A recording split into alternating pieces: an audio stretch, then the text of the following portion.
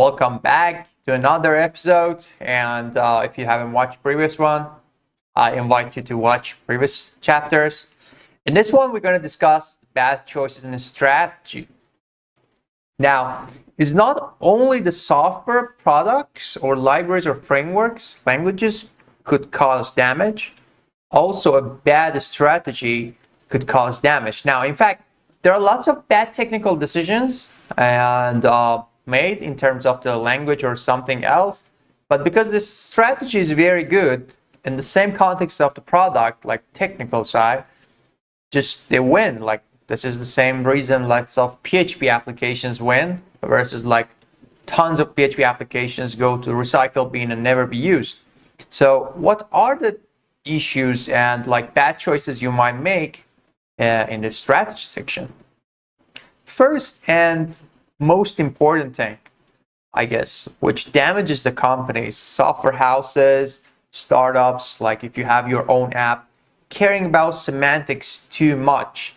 Now, for example, I had a coworker, like a team leader, a couple of years ago, and I was working for them, and he was so obsessed with the like, how should we configure our ESLint? How should we organize our components? How should we name our folders? Now, these things are good, but they should be solved in 3-4 hours. You should not be stuck in this kind of decisions, code reviews all the time, change the name variable, put this here, put it there. And it just damages a lot the product because the app I was working on, it didn't have a good interface and it had a lot of issues which with CSS we could solve over like 2 hours. And then instead of that, we were spending time how to organize code as coders for ourselves, which except me or him, nobody else cared in this world. And I see it's a lot of things that people are stuck with and like, let's go and check, and like 95% of the time, those checks are not necessary or what they're discussing about does not matter at all. And they don't spend the time on what feature they really have to care about. And like obviously the business, the company I left, like just gone out of the business after 9 months. So instead, if they cared about the payment system, like more performant screens, more features, rather than how to organize the code all the time, they could have the chance to continue. Second thing is kind of containing all of those things we mentioned before, like bad choices in front end, bad back end, bad database, just gonna slow down, and it's gonna affect your strategy. So if something could be ready next week, now it has to be ready like 6 weeks later, then it's a huge damage to the product and the software, and it might change the trajectory of entire ecosystem. The third thing is not thinking about the future of the code. Lots of times we have very limited time and we say, okay, we do it like this, we will come back later and fix it. And it's surprising to understand, usually having a better code requires 20% more time. Like 80% of it's good, and then if you put 20% more time, it's going to be perfect. Now, if you don't do that and then you copy that part and it's going to cascade to the other parts of the app, it's going to be very damaging, especially as I mentioned earlier in the database section, because you want to store your data correctly. If you have an issue on the front end, you can change it anytime. You have an issue on the back end, you can upgrade and fix it anytime. It's very difficult to change the database. It's going to have a downtime, it's going to lose customers, and all bad things going to happen on that. You don't want to have so many migrations in the first place. The fourth thing is thinking you have limited time. So this is a personal case for me, and I was doing a lot of things fast with less quality, like in my own startups.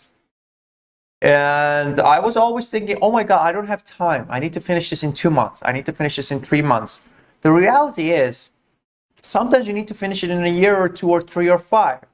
So build something which is gonna last. I've seen so many people having a lot of crappy stuff, like a bad laptop, bad computer, bad camera, bad this, bad that. Instead of all of those, they could have just one good thing. And having few good things in life probably is enough. And if you have, like even in your personal life, like few good things, a good house, a good car, it's enough. You don't need to go and explore and do things fast. Just buy the crappiest car fast as you can. because you think the world is going to come to an end. It's not. You have time for building a great software. If you want to build a good software, spend the time on top of that. The fifth thing is MVP, CI/CD, and too many releases. Now, it's interesting to know, like, this MVP idea is really damaging startups, companies, and even software houses. If you need to build something, it should work. You don't need to have a landing page or one page of it and then show it to someone, hey, this is the software. No, nobody wants to buy that. Nobody wants to use that, and nobody is happy seeing that. Imagine yourself going to buy a car, going to buy a spoon. You don't want the tail of the spoon missing and then somebody else brings it to you next week. No, it's not like that. This is the kind of a misconception that if you build something crap fast with 2 screens, we might get clients and now we have the budget and continue. It's not possible. It should work to some extent in some scenarios, like it might serve a camera for photo, okay? It's okay that we can have such thing. You can add the recording to the next releases, but you can't take picture in half or like blurry. This is just not possible. Polish your MVP, work on it. It's gonna take longer time, and don't be worried that much that, okay, we need to just release every week. Another thing I mentioned in this line is CI/CD, and I see like there is even so much of a timing spent on releasing every day. Like every 2 days we have a release in an app. It's absolutely unnecessary. Like release every season one, a good release. Like spend the last 2 weeks before release on top of testing it, on top of running it on different operating systems, things like that. You don't need to release, for God's sake, every day, every 2 days. Nobody is needing that. The last thing is caring about technical things, adding libraries, and exploring new options inside the project. Lots of times programmers make a mistake that their project, like the thing they're working, either is for themselves or for a client, is CodePen. If you want to explore some kind of new libraries, if you want to see what is, for example, a new store, a new mechanism, something else, just do it on outside of the project. Do it on CodePen, do it on somewhere else you can share. I forgot the product, another product, and put them there. Like just don't add them to the software that people use and change the trajectory of the project badly. Usually these things tend to even worsen the situation. I never saw adding extra libraries help, at least like rarely.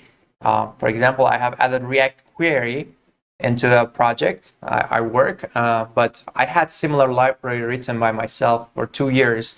I was using it in different places. I just saw this is more complete. I dropped it and added this one instead. And it brings a lot of like features. For example, if you want to load something, if it's an idle situation, what happened is failed, retry mechanism. It's gonna have caching. We don't need to store that much. But just adding some weird kind of RxJS in a React app, just do it outside of your product. Don't try your product as like your game field. And I think this is one of like top things about the strategy issues. And I see you in the next chapter. Thank you.